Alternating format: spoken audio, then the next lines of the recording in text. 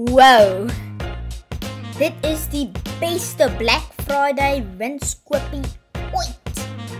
Net R500? Ek moet dit. Jy het nie eers R500 nie.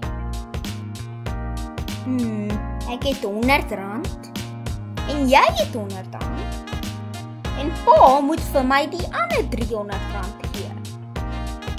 Wel, ek het klaar ander planne vir my gehad. En buitendien, dit is net vir die eerste 3 mense. Ek sal dan vir pa vra vir R400 en sommer vir hom sê dat hy moet 3 uur die oggend by die winkel kom wag. Pa werk Vrydag en jy weet hy het nie R400 om vir jou te gee nie. Maar ek moet dit hê. Hoekom? Al my vriende het rekenaars.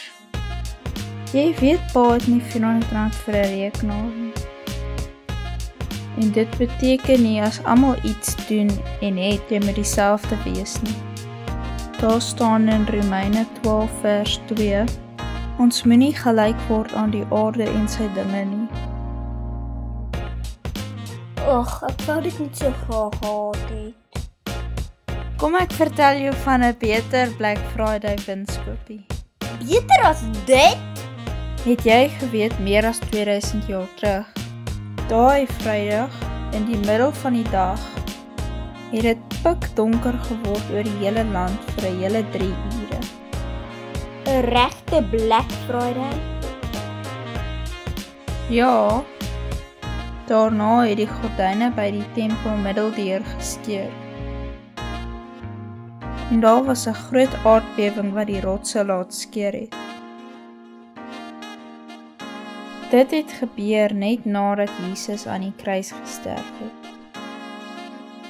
En op daardie Black Friday het hy die grootste en die beste Black Friday winskoopie ooit moontlik gemaak vir almal in die wêreld.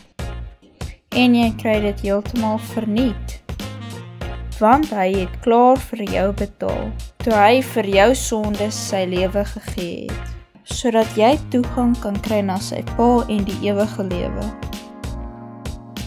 Ja, jy is reg. Dit is die beste Black Friday winskoopie ooit.